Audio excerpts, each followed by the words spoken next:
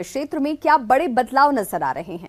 इन बदलावों के साथ आगे बढ़ने की दिशा में सरकार और शिक्षण संस्थान क्या तैयारियां कर रहे हैं। इस सेगमेंट में हम बात करेंगे तकनीकी शिक्षा कोविड से पहले और कोविड के बाद की संभावनाओं पर। कोविड-19 के बाद राजस्थान की तकनीकी शिक्षा में किस तरह के बदलाव आए हैं और इन बदलावों के मद्देनजर संभावनाओं और अवसर की क्या तस्वीर सामने आ रही है। ऐसे कई बिंदुओं पर बातचीत करने के लिए अब हमारे साथ हैं तकनीकी शिक्षा मंत्री राजस्थान सरकार doctor Subhash Garg, Arya institute of engineering and technology के प्रेसिडेंट डॉक्टर अरविंद अग्रवाल और स्वामी केशवानंद इंस्टीट्यूट ऑफ टेक्नोलॉजी के निदेशक श्री जयपाल मील। और आपसे बातचीत करेंगे न्यूज 18 राजस्थान के senior editor Shripal Shaktawat. News 18 Rajasthan के एक कॉन्क्लेव पर एक बार फिर आपका स्वागत है। मैं हूं श्रीपाल शक्तावत और हमने 2 सत्र में बात की थी राजस्थान की उच्च शिक्षा के वर्तमान और भविष्य की और रोजगार और संभावनाओं की। अब हम बात करते हैं तकनीकी शिक्षा कोविड के पहले और कोविड के बाद की, यानी प्री कोविड और पोस्ट कोविड तकनीकी शिक्षा में किस तरह के प्रयोग हो सकते हैं, किस तरह की संभावनाएं हैं, किस तरह के प्लेसमेंट हो रहे हैं, उनके ऊपर हम बात करने की कोशिश करेंगे। इस सत्र में हमारे साथ खासतौर पर मौजूद हैं डॉक्टर सुभाष गर्ग साहब, जो कि राजस्थान के तकनीकी शिक्षा मंत्री हैं, और साथ ही 2 पैनलिस्ट हमारे साथ हैं इस सत्र में।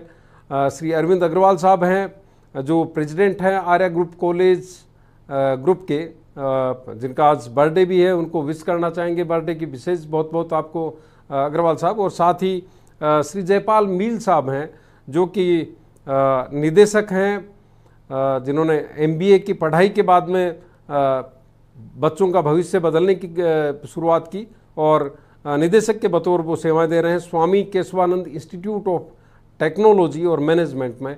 तीनों का आपका बहुत बहुत स्वागत है और बातचीत की शुरुआत करते हैं। ये संभावना तलाशने की कोशिश करते हैं कि तकनीकी शिक्षा में अब किस तरह की संभावनाएं होगी। देखिए, ये कोविड एक डिस्ट्रप्टिव फिनोमिना है, specially in education and specially in engineering education and medical education. Engineering education and medical education ये टेक्निकल प्रोफेशनल कोर्सेज हैं जिसमें एक्सपेरिमेंट्स और लैब टीचिंग की बहुत वैल्यू है। 40% कंटेंट्स हमारे इंजीनियरिंग के प्रैक्टिकल ट्रेनिंग में ही जाते हैं और हम 20 साल से हम लोगों ने जो इंफ्रास्ट्रक्चर तैयार करा है, जिसमें बेस्ट लैब्स लगाई हैं और न्यूअर टेक्नोलॉजीज़ के लिए हमने रोबोटिक्स, आर्टिफिशियल इंटेलिजेंस, ऑटोमेशन के लिए जो लैब्स लगाई हैं, वो अभी ऑनलाइन पे अवेलेबल नहीं हैं। ऑनलाइन पे पढ़ाना बहुत आसान है लेकिन सीखना बहुत मुश्किल है, क्योंकि बच्चे की concentration level, eye to eye contact, discipline, class में आना, टीचर से क्वेश्चन पूछना और टीचर से बात करना और सब्सिक्वेंटली फॉलो अप करना एक बहुत बड़ा चैलेंज है। ऑनलाइन आप बैठे हैं लेकिन फिर उसके क्या एक टीचिंग लर्निंग प्रोसेसेस होते हैं और एक एजुकेशन का आउटकम होता है। तो टीचिंग लर्निंग प्रोसेस एक बहुत डिस्ट्रप्टिव हो गए हैं, लेकिन आउटकम में तो 100% संदेह है कि आउटकम नीचे ही जाएगा। जो स्किल सेट हमारे को इंजीनियर्स से चाहिए वो स्किल सेट इंजीनियर्स को नहीं मिलेगा। तो मैं तो बहुत पॉजिटिव हूँ कि क्लासरूम टीचिंग ही स्पेशल वे है आगे बढ़ने का। जी बिल्कुल। हमारे साथ तकनीकी शिक्षा मंत्री हैं डॉक्टर सुभाष गर्ग साहब, खुद शिक्षाविद हैं। इन तमाम परिस्थितियों को वो समझते हैं और अब समाधान देने की क्षमता में वही है क्योंकि मंत्री हैं। मंत्री जी, किस तरह के रास्ते अख्तियार किए जा सकते हैं जिससे बच्चे सीख भी पाएँ और किसी तरह की दिक्कत नहीं हो? देखिए, जो अरविंद अग्रवाल जी ने बात कही है, टेक्निकल एजुकेशन हुआ, मेडिकल एजुकेशन हुआ या अन्य कोई भी प्रोफेशनल जो एजुकेशन है, मेरा तो ये मानना है वो कभी भी ऑनलाइन उसको सब्स्टिट्यूट नहीं कर सकती। मेरा ये मानना। ऑनलाइन एजुकेशन की जब हम बात करते हैं तो ये हम भूल जाते हैं देश और दुनिया में कहीं भी चले जाइए, आज भी ऐसी पॉपुलेशन है जो करीब 60% लोग जो रूरल बैकग्राउंड से आते हैं, 60 से 70% लोग, उनके उसको देखते हुए, परिवेश को देखते हुए नहीं हो सकती। हाँ, जिस दिन बच्चा IT युग में पैदा हो, IT युग का मतलब उसके घर में पूरा माहौल हो, गांव में, ढाणियों में, कि जब बच्चा जन्म ले रहा है और उसके पास स्मार्टफोन है, देख रहा है, वर्चुअल जो है उसके पास एक क्लासरूम वहाँ मौजूद है टीवी के रूप में, गांव में, ढाणी में, तब तो इस मॉडल को हम वो भी थ्योरेटिकल एजुकेशन के लिए अडॉप्ट कर सकते हैं। और मेरा तो शुरू से मानना रहा है शक्तावत जी कि कभी भी जो लर्निंग, टीचिंग लर्निंग का जो प्रोसेस है और स्किल जो डेवलपमेंट का जो प्रोसेस है, वो कभी भी आपकी क्वेरीज को तो समाधान कर सकता है ऑनलाइन सिस्टम।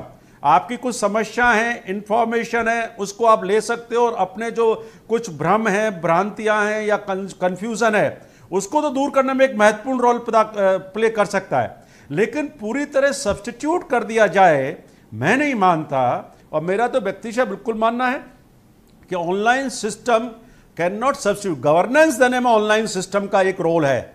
जहां गवर्नेंस देने की बात आती है, डेमोक्रेसी में हम रहते हैं, लोकतंत्र में हम रहते हैं, या कहीं थिंग्स को डिलीवर करने की बात आती है, तो निश्चित रूप से ऑनलाइन एक अच्छा माध्यम है। लेकिन टेक्निकल एजुकेशन, मेडिकल एजुकेशन में ये पूरी तरह सब्स्टिट्यूट नहीं कर सकता क्लासरूम टीचिंग को। जयपाल मील साहब, आप निदेशक हैं केशवानंद इंस्टीट्यूट ऑफ टेक्नोलॉजी के। पिछले कुछ सालों से इंजीनियरिंग कॉलेजेस की सीटें खाली होती है, स्टूडेंट्स उस तरह से नहीं आ रहे हैं, और अब जो परिस्थिति बनी है उसका किस तरह का असर हो सकता है, उससे निपटने के लिए क्या कुछ हो सकता है? सर देखिए, ये एक बहुत बड़ा चैलेंज है आज के सिनेरियो में कि जहाँ 12th का एग्ज़ाम भी अभी जैसे पोस्टपोन्ड हो गया या कैंसिल हो गया, या जो प्रोसेस है एडमिशन का वो कब होगा तो अनसर्टेन है थोड़ा। तो जो हमेशा से राजस्थान में प्रॉब्लम ही रही है पहले भी कि रजिस्ट्रेशन कम होता है, तो इस बार डेफिनेटली ये थोड़ा और सेटबैक लगेगा। तो मैं मंत्री जी से इसी में गुजारिश करूंगा कि इसमें क्या होता है सर कि बहुत सारी एजेंसीज बीच में इन्वॉल्व हो जाती है जो बच्चों को, पेरेंट्स को मिसगाइड करती है। तो मेरे ख्याल से यहाँ गवर्नमेंट का, MHRD का या RTU का थोड़ा सा रोल बढ़ता है कि एक थोड़ा सा एडवर्टाइजमेंट जो एडमिशन प्रोसेस का अगर बढ़ाएं उनको गाइडेंस के हिसाब से, क्योंकि ये डेफिनेटली जो राजस्थान के जो 100 से ऊपर जो कॉलेजेस हैं वो पिछले 3 साल से सफ़र कर रहे हैं कि पूरे एडमिशन नहीं कर पा रहे हैं। कुछ लिमिटेड कॉलेजेस हैं जो कर पा रहे हैं। तो मेरे ख्याल से ये प्रॉब्लम रहेगी। और एक मैं जो अभी बात चली थी इसमें एक छोटी सी मैं गुजारिश करना चाहूँगा मंत्री जी से कि जैसे आपने बताया कि ये जो इंजीनियरिंग या मेडिकल लाइन ऐसी है कि जो कभी भी ऑनलाइन में पूरी तरह से नहीं हो सकती, तो इसमें प्रैक्टिकल जो हैं स्टूडेंट के वो बहुत इंपॉर्टेंट है सर। लेकिन हम कभी नहीं चाहेंगे कि कोई स्टूडेंट को से उदयपुर में स्टूडेंट बैठा है, जोधपुर में बैठा है, तो उसको जयपुर बुलाएं प्रैक्टिकल के लिए। तो क्या एक सॉल्यूशन नहीं हो सकता कि जयपुर के कोई इंजीनियर का बच्चा जोधपुर में कोई इंजीनियरिंग कॉलेज में प्रैक्टिकल कर ले ऑन बिहाफ? इस तरह का कुछ सॉल्यूशन, वो एक सिटी तो क्रॉस नहीं करनी पड़ेगी मेरे ख्याल से, एक मेरा सजेशन है ये। मतलब जो अभी परिस्थितियां हैं उसमें एक समाधान हो सकता है, एक रास्ता हो सकता है। जो जयपाल मील जी ने बात उठाई है, already we have given the direction. Universities के जो वाइस चांसलर्स हैं उनको हमने डायरेक्शंस दिए हैं, ठीक है। और ये सुविधा भी है कि बच्चा कहीं भी अपीयर हो सकता है, प्रैक्टिकल्स के लिए भी और थ्योरेटिकल एग्जाम्स के लिए भी। एक मैं बताना चाहूँगा। दूसरा मैं बताना चाहूँगा, जो इन्होंने एक बात कही कि काउंसलिंग, एडवर्टाइजमेंट, बिल्कुल सहमत हूँ। लेकिन एक बात, कल ही हमने डिसीजन लिया है, राजस्थान प्रदेश में जो इंजीनियरिंग कॉलेजों में जो एडमिशन होगा वो 12th की मेरिट के आधार पर होगा। तो जो अनिश्चितता थी बच्चों में या पेरेंट्स में, उसको हमने ख़त्म कर दिया है। सेंट्रलाइज जो हमारा सिस्टम है उसके थ्रू बच्चा अप्लाई करेगा, उसकी मेरिट के अनुसार विकल्प भरेगा और उसको कॉलेज आवंटित कर दिया जाएगा। तो इसी तरह वो कॉलेजेस सिस्टम से आउट हो जाते हैं जो बेस्ट प्रोवाइड नहीं कर पाते हैं। क्वालिटी एजुकेशन जो टेक्निकल एजुकेशन है, चाहे वो किसी भी सेक्टर में काम कर रहे हों, वो आउट होने के चांसेस उन कॉलेजों के रहते हैं। अगर वो अच्छी क्वालिटी टेक्निकल एजुकेशन देंगे, प्रैक्टिकल्स पर ज़्यादा फोकस रखेंगे, बच्चों को continuous learning process whole the term, whole the year करवाएंगे, टर्मिनल एग्जाम्स टाइम से लेते हैं, मिड टर्म एग्जाम्स टाइम में लेते हैं, ट्रेनिंग का development, student development programs, placement, बाहर के इंडस्ट्रीज के लोगों को बुला करके उनका इंटरेक्शन बच्चों के साथ कराना, तो वो कॉलेज अच्छा करेंगे। आप देखिए हार्वर्ड का कभी एडवर्टाइजमेंट आपने देखा है? बहुत सारे अच्छे IITs का कोई एडवर्टाइजमेंट आता है, बच्चे जाते हैं। तो you have to earn that reputation in the field of technical education by concern institution. Shaktawat ji, ये बहुत जरूरी है। और अगर वो होगा, चाहे वो गवर्नमेंट का सेक्टर हो चाहे वो प्राइवेट सेक्टर हो, एक दूसरे के मैं तो पूरक मानता हूं। मैं ये नहीं कहता कि भाई प्राइवेट एजुकेशन सेक्टर भी जरूरी है और ये दिस गवर्नमेंट भी जरूरी है। तो उस रूप में ये प्रॉब्लम उन कॉलेजों की है जो चाहे वो इवन टेक्निकली नहीं, इवन जनरल एजुकेशन में भी आप देख लीजिए, चाहे वो एजुकेशन के फील्ड में, टीचर्स एजुकेशन में देख लीजिए, जहां कॉलेज अच्छा कर रहे हैं, चाहे वो प्राइवेट सेक्टर के हैं, गवर्नमेंट सेक्टर के हैं, वहां लोग अपने आप आ रहे हैं।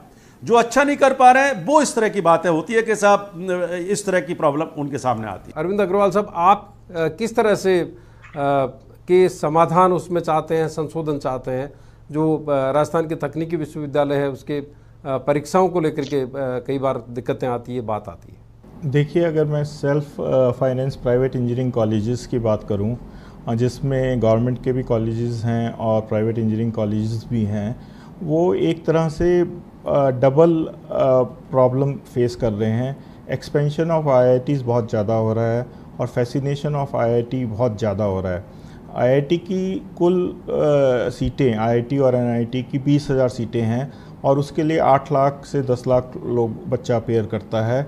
लेकिन बिकॉज ऑफ सर जैसे कहते हैं कोचिंग की में ही 5-6 लाख बच्चा अटका रहता है, ना तो वो आईआईटी का रहता है ना हमारे पास आने के लिए तैयार रहता है। दूसरी तरफ प्राइवेट यूनिवर्सिटी का बहुत तेज़ी से विस्तार हो रहा है और प्राइवेट यूनिवर्सिटी का विस्तार होने की वजह से जो प्राइवेट यूनिवर्सिटी है उसे आप ये मान लीजिए ईज़ ऑफ डूइंग बिजनेस या ईज़ ऑफ गेटिंग डिग्री, जो आरटीयू है उसका सिलेबस और कोर्स एंड कैरिकुलम इतना भारी है कि और जो हम बच्चे पढ़ाते हैं, इकोनॉमिकली बैकवर्ड बच्चे पढ़ाते हैं, रूरल बैकग्राउंड से बच्चे पढ़ाते हैं और जो इंग्लिश भी नहीं जानते और जो कंप्यूटर तो पहली बार देखते हैं, ऐसे बच्चे हमारे कॉलेजेस में आते हैं। लेकिन जो हमारे को 2 चक्की के पार्ट में हम पिस रहे हैं, एक एक्सपेंशन ऑफ आईआईटीज़ हो रहा है और गवर्नमेंट एमएनआईटीज़ का हो रहा है और एक प्राइवेट यूनिवर्सिटी की सीटें, अनलिमिटेड सीटें बढ़ती जा रही हैं। उसमें अनलिमिटेड सीटें बढ़ने का कोई ऐसा इशू नहीं है, लेकिन वहाँ पे बच्चा ईज़ ऑफ डूइंग इंजीनियरिंग बहुत आसान है तो बच्चा वहाँ चला जाता है। जैसे कि करंट फ्लो करता है लीस्ट पाथ ऑफ रेजिस्टेंस से, उसी तरह लीस्ट पाथ ऑफ डिग्री के लिए प्राइवेट यूनिवर्सिटीज़ हो जाती हैं। हमारा स्ट्रक्चर बहुत हैवी है, हम बहुत ज़्यादा पढ़ाते हैं और बहुत कैड़ा पढ़ाते हैं और सारी चीज़ें एक्सटर्नल है, एग्जामिनेशन सेंटर एक्सटर्नल है, पेपर एक्सटर्नल है, थर्ड पार्टी का हमारा इवेल्यूएशन है और बच्चा हमारे पास सबसे कमज़ोर आता है। फ़ीस हम सबसे कम लेते हैं। प्राइवेट यूनिवर्सिटीज़ की फ़ीस देखेंगे तो 3 लाख रुपए पर ईयर की होगी, हमारी फ़ीस है 77,000। तो इकोनॉमिकली बैकवर्ड बच्चा ही हमारे पास आ रहा है। सक्तावत जी, पहले मैं अग्रवाल साहब को ये स्पष्ट करना चाहूँगा। पहली चीज़ तो यह है कि हम जब से हमारी सरकार आई तब से हमने इंडस्ट्रीज़ के साथ इंटरेक्शन किया, इंजीनियरिंग कॉलेजेस के संचालकों के साथ इंटरेक्शन किया और बोर्ड ऑफ स्टडीज़ जो इस सिलेबस का निर्माण करती हैं उसके लिए उनको रिप्रेजेंटेशन वहाँ दिया गया और जो कोर्स स्ट्रक्चर डिज़ाइन हुआ वो एआईसीटी की गाइडलाइंस के तहत होता है। इसमें हम अलग से इस तरह का कोर्स स्ट्रक्चर नहीं कर सकते जिससे कि एआईसीटी की गाइडलाइंस का हम फॉलो ना कर पाएँ। तो पहली बार जो अब कोर्स स्ट्रक्चर तैयार किया गया है वो आरटीयू ने इन लोगों की राय के साथ, जो इंडस्ट्रीज़ के लोग हैं उनकी क्या रिक्वायरमेंट है, अल्टीमेटली हम किसके लिए इन बच्चों को प्रोड्यूस कर रहे हैं, किन के लिए हम बीटेक ग्रेजुएट करके भेजना चाह रहे हैं। अग्रवाल साहब की बात से मैं उस तरह सहमत हो सकता हूँ, बच्चे जिस बैकग्राउंड से आ रहे हैं, लेकिन अल्टीमेटली उनका पर्पज़ क्या है, कॉरपोरेट वर्ल्ड में जाने का पर्पज़ है। अगर उनको हम बेस्ट क्वालिटी एजुकेशन नहीं देंगे तो वो कैसे जाके सर्व कर पाएंगे। फिर कितने बच्चे आज रोड्स पर जो बीटेक घूम रहे हैं, एम्प्लॉयमेंट है नहीं, उनमें एक डिप्रेशन के शिकार होते हैं। वो बीटेक और एमबीए होल्डर्स जो बच्चे डिग्री ले रखे हैं वो अप्लाई करते हैं, आप देखिए क्लरिकल जॉब्स के लिए। तो ये तो एक बहुत लंबा मुद्दा है जिस पर बहस करेंगे तो हम बहुत हो जाएगी। मशरूम ग्रोथ जो हुआ, अनकंट्रोल जो मशरूम ग्रोथ एआईसीटी के आने के बाद इंजीनियरिंग कॉलेजों को हुआ, ये नहीं हो सकता। ये जो दूसरी बात कर रहे थे अग्रवाल साहब प्राइवेट यूनिवर्सिटीज़ को लेकर के और कॉलेजेस को, तो आप colleges they should come under the autonomous system. मैं तो कहता हूं अग्रवाल साहब से या एसकेआईटी से, एआईसीटी अब अलाउ कर रही है, they should become a autonomous college. अपना स्ट्रक्चर तैयार करें, कोर्स स्ट्रक्चर, अपना सिलेबस तैयार करें, अपना स्वयं का एग्जाम लें। हम आरटीयू से उनसे ऑटोनॉमी हम दिलवा देंगे तो आपका अच्छा होगा, यू कैन सर्वाइव। तो इसलिए ये इशू नहीं है। और जहां तक प्राइवेट यूनिवर्सिटी का सवाल है, तो ये तो all India council for technical education, it is very unfortunate कि भाई ये कहना मुझे पड़ रहा है कि वहाँ जो जिस तरह से अनलिमिटेड तरीके से सीटों में वृद्धि कर दी जाती है, प्राइवेट यूनिवर्सिटीज़ को भी AICTE जब मान्यता देती है तो किस आधार पर देती है? ये स्टेट के परव्यू में नहीं है। सीट्स देना, कोर्स को मान्यता देना, ये AICTE के परव्यू में है। मील साहब, एक बात आ रही है प्लेसमेंट की। जो स्थितियां बनी है, ऑनलाइन एजुकेशन हो रहा है, डिजिटलाइजेशन की बात हो रही है, ये सही है कि उस तरह की एजुकेशन उनको नहीं मिल सकती जिस तरह की एजुकेशन की दरकार है जो ऑफलाइन में मिलती है। अब प्लेसमेंट का एक सवाल आ रहा है कि एक तरफ तो जो परिस्थितियां बन रही है उसमें रोजगार के अवसर खत्म हो रहे हैं, कम हो रहे हैं, तो प्लेसमेंट के रास्ते अब कैसे निकलेंगे? क्या वो भी कोई ऑनलाइन कोई व्यवस्था आप लोग करने जा रहे हैं? सर देखिए, प्लेसमेंट का डेफिनेटली एक बड़ा चैलेंज आ रहा है, क्योंकि हमारे जो डिफरेंट IT सेक्टर की कंपनीज है जो बल्क में प्लेसमेंट करती हैं, उनके HR से बात हुई है एंड अभी तो उनका यही है कि हम आ ही नहीं रहे हैं। तो हमारी जब उनसे चर्चा हुई तो उन्हीं से बात करने के बाद हमने कुछ सॉल्यूशंस निकाले ऑनलाइन के, इंटरव्यूज़ के, जिसी तरह के। तो हालांकि उन्होंने मना नहीं किया है, बट जो एक्स्ट्रा कोर्सेज जैसे मंत्री जी ने बताया कि स्टूडेंट्स को आपको एक्स्ट्रा स्किल्स देनी पड़ेगी जो RTU करिकुलम में या कहीं नहीं है, तो उसके लिए जो एक्स्ट्रा क्वालिटी उनको स्टूडेंट्स को देने के लिए, बेटर कम्युनिकेशन स्किल्स देने के लिए, वो बेटर एफर्ट्स उनमें कल्टीवेट करने पड़ेंगे। तो उसके लिए अगर स्टूडेंट, आज भी इंडस्ट्री में ऐसा नहीं है कि उनकी रिक्वायरमेंट नहीं है, लेकिन आपको दिखाना पड़ेगा कि आप एक बेटर इंजीनियर बना के आपके कॉलेज से निकाल सकते हैं, तो वो डेफिनेटली आपकी प्लेसमेंट में हेल्प करेंगे। शक्तावत जी, आपके माध्यम से अंतिम रूप से मैं एक बात कहना चाहूँगा जो आपने मील साहब से भी पूछी है प्लेसमेंट को लेकर के, और दूसरी चीज़ ये जो पीरियड आया है कोरोना पोस्ट पीरियड, मतलब कोविड के बाद ये पीरियड, इन दो को हमें यूज़ करना चाहिए। कोरोना के बाद का जो पीरियड है, इसमें मैं कहना चाहूँगा सारे इंस्टीट्यूशन से कि जब वो ऑनलाइन एजुकेशन पे हैं तो क्यों नहीं उन बच्चों को आप रेगुलर 2-4 घंटे क्लासेस अभी से ही प्लेसमेंट को लेकर के, कम्युनिकेशन स्किल को लेकर के, डाटा एनालिटिक्स को लेकर के, 3D प्रिंटिंग टेक्नोलॉजी, हमारा CG अब शुरू करने वाला है, ऑनलाइन हम ट्रेनिंग स्टूडेंट्स के लिए शुरू कर रहे हैं। तो कंसर्न कॉलेजेस, चाहे वो कोई भी हैं, प्राइवेट सेक्टर के हैं, government college, government autonomous colleges हैं, इनको इस समय का यूटिलाइज करना चाहिए। जी बिल्कुल, आपका ये सुझाव अपने आप में महत्वपूर्ण है। और जो तमाम हमारे नौजवान हैं जो जिन्होंने इंजीनियरिंग की है या इंजीनियरिंग करने जा रहे हैं, तकनीकी शिक्षा हासिल करने जा रहे हैं, उसके लिए ये जो सत्र है ये अपने आप में महत्वपूर्ण है। और जो मंत्री जी ने बात कही कि 6 महीने का वक्त कोई बड़ा वक्त नहीं होता, आपदा को हमें अवसर में बदलना चाहिए, अपने आप को आने वाले वक्त के हिसाब से तैयार करना चाहिए, और जो शॉर्ट टर्म कोर्सेज हैं उनके ऊपर अब हमें फोकस करना चाहिए। तो बहुत बहुत आभार माननीय मंत्री डॉक्टर सुभाष गर्ग साहब का, अरविंद अग्रवाल साहब का और जयपाल मील साहब। न्यूज़ 18 राजस्थान एजुकेशन कॉन्क्लेव के जरिए राजस्थान में उच्च शिक्षा, उसके वर्तमान और भविष्य पर गहन चर्चा की गई और महत्वपूर्ण सुझाव हासिल हुए कि किस तरह से राजस्थान में उच्च शिक्षा के वर्तमान और भविष्य में क्या बदलाव किए जा सकते हैं। साथ ही शिक्षा के इस अनूठे मंच पर राजस्थान में उच्च शिक्षा में रोजगार और उसकी संभावनाओं पर गहन चर्चा भी की गई, जिससे निष्कर्ष प्राप्त हुआ कि किस तरह से राजस्थान में उच्च शिक्षा में रोजगार और उसकी संभावनाओं को और मजबूत किया जा सकता है।